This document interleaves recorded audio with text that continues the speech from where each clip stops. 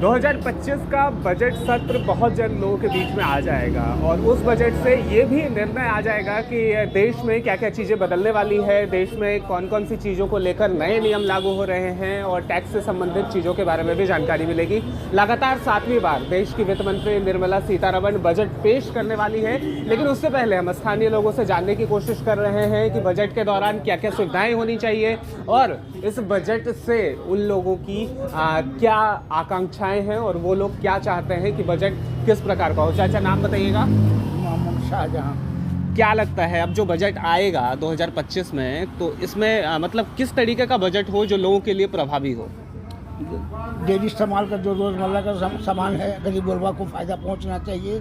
जिस तरीके से कड़वा तेल महंगा है, डालना महंगा है, रिफाइन महंगा है, आम लोगों को मुझे गैस महंगा है, ये सब पर सस्ता होना चाहिए। लोगों को बहुत मतलब ये है परेशानी हो रही है।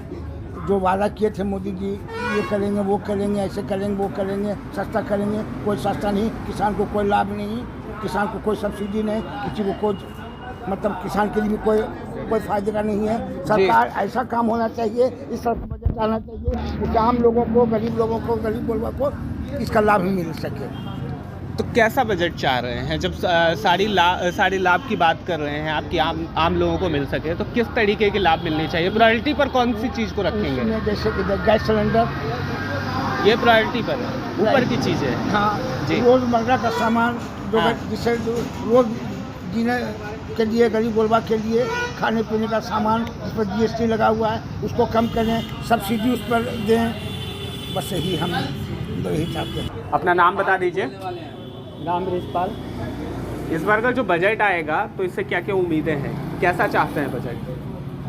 बजट तो है कि राशन वगैरह तो ठीक मिलता है, लेकिन गैस वगैरह जो है जो थोड़ा विशेष है और उसमें ज़्यादा लोग देना पड़ता है। तेल उल जो है महंगा है, वो सब पर कुछ ख्याल सरकार रखे तो ठीक है। तेल और राशन संबंधित चीज़ें हैं और गैस सिलेंडर आपके हिसाब से? जी हाँ, और राशन वगैरह तो दे रहा है जो ठीक ही है। ठीक है। चूँकि आपके पीछे दवा दुकान है और व्यवसाय भी आप इसी का करते हैं, तो आपसे ये भी जानना जरूरी है कि दवा का जो मार्केट है, ठीक है, तो इस पर जो केंद्र सरकार कर रही है, जो टैक्स लगा रही है, जो टैक्स पे कर रहे हैं डिस्ट्रीब्यूटर, मेडिकल शॉपकीपर तो और इसके अलावा जो आम लोग हैं वो, तो इस पर किसी तरीके की राहत की बात की जा सकती है? राहत यह है कि जो सरकार ठीक ही दे रही है दवा, लेकिन बीच में बिचौलिया लोग जो हैं उस पैसे को विशेष रूप में खा जाते हैं। जैसे कि आप जैसे कि जो उसमें लिखे हुए हैं, यानी अब किस रूप में देता है। डॉक्टर लोग दवाई लाते हैं तो उसमें तो उनको बहुत कम रेट में देता है, लेकिन उसमें दाम लिखा हुआ जो रहता है, जैसे कि आपको जो है कोई दवा है उसमें 24 रुपया कीमत देते हैं यानी डॉक्टरे को भी, और उसमें लिखा और देना पड़ता है 249 रुपया। तो बताइए कि इतना बिचौलिया जब जहाँ पर है तो यानी कि मैन्युफैक्चरिंग के टाइम में जो MRP रेट लिखी होती है उसमें राहत दी जाए, उस तरीके से MRP रेट ना हो कि बिचौलियों को बीच का फ़ायदा मिल सके। हाँ, जो बिचौलिया जो है वो बीच में ये कर देता है, इसीलिए उसको में राहत अगर हो जाता है तो ठीक है। ठीक है, बताइएगा। हमारा नाम तो राजेंद्र पासवान है सर। राजेंद्र जी बताइए, बजट जो आएगा वो किस तरीके का आना चाहिए, लोगों को कैसी सुविधाएं मिले, क्या क्या क्या सर? सबसे पहले सर खाद पर उर्वरक, यानी आज जब कीमत 5 रुपया घटता है तो सीधे 10 रुपया वजन कम कर दिया जाता है, तो किसान को इससे क्या मिलेगा?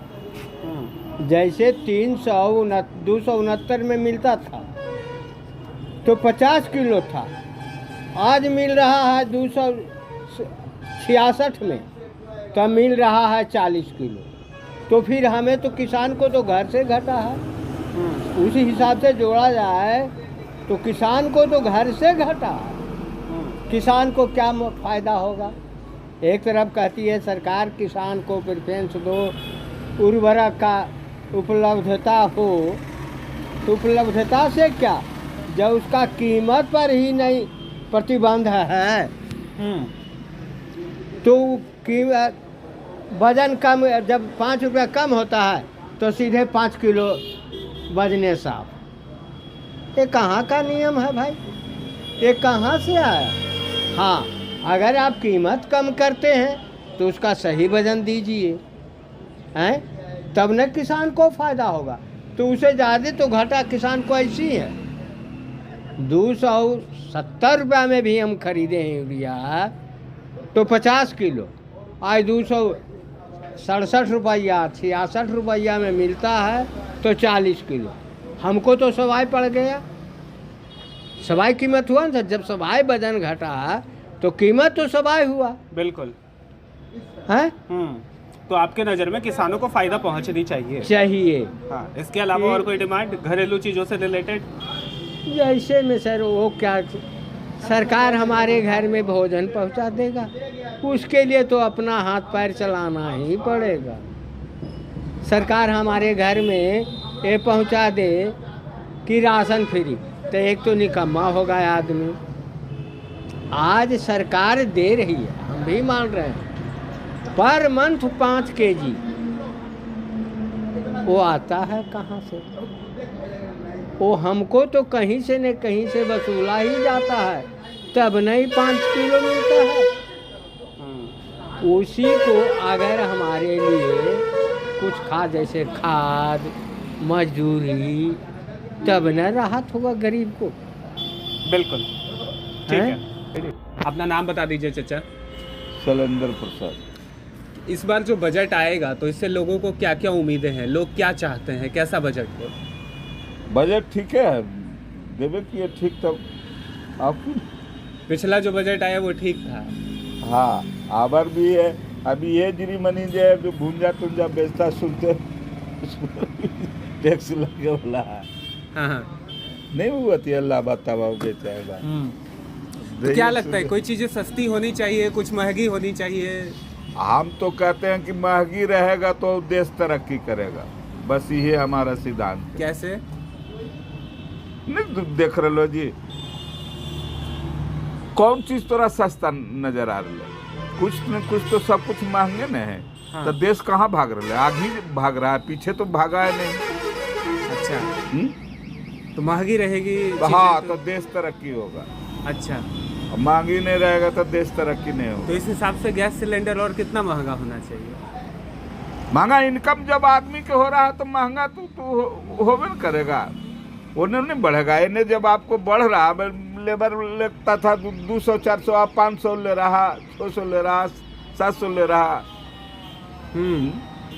तो सिलेंडर बढ़ेगा नहीं, खाइएगा तो बढ़ेगा।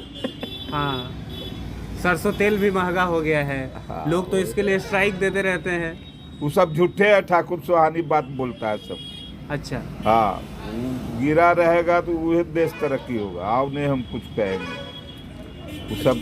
अच्छा एक बात बताइए, यही सरकार थी जब सिलेंडर को लेकर के आक्रमण करती थी विपक्ष के ऊपर, जब कांग्रेस की सरकार हुआ करती थी, तो आज महंगा हो गया है तो आप कहते हैं कि देश तरक्की करेगा महंगाई से? हाँ, तो महंगाई से देश तरक्की होबे करेगा। तो आओ सब तो बढ़ा है ना, सबको तो बढ़वे किया। तो आपके हिसाब से रेट और महंगी होनी चाहिए? होना चाहिए। हाँ, इस बार का जो बजट आएगा वो सब बढ़िया है, सब बजट सब बढ़िया है, हाँ, कोई दिक्कत परेशानी नहीं कोई है? दिक्कत नहीं, आम आदमी अपना जी रहा बस। है। हाँ हाँ, वो तो चिल्ला चिल्ली करते रहेगा आदमी, जिंदगी जब तक बचेगा जब तक चिल्ला चिल्ली करते रहेगा। ठीक है। मोदी जी हैं जब तक ठीक है सब। कितना विकास हुआ है देख रहे हैं। एगो प्रधानमंत्री विदेश जाते थे तो सड़ता था नहीं आदमी, आँख दूरिये से जो है हाथ मिलाता। देखा हो ना, आप प्रधानमंत्री तो हिंदुस्तान में होबे किए थे, भागा ले दूर, आँखने जो है इनको घींच रहा है करीब आवे लगे। तो सब कुछ मोदी जी जब रहेंगे जब तक ठीक रहेगा, जोगी मोदी रहेगा जब तक ठीक रहेगा।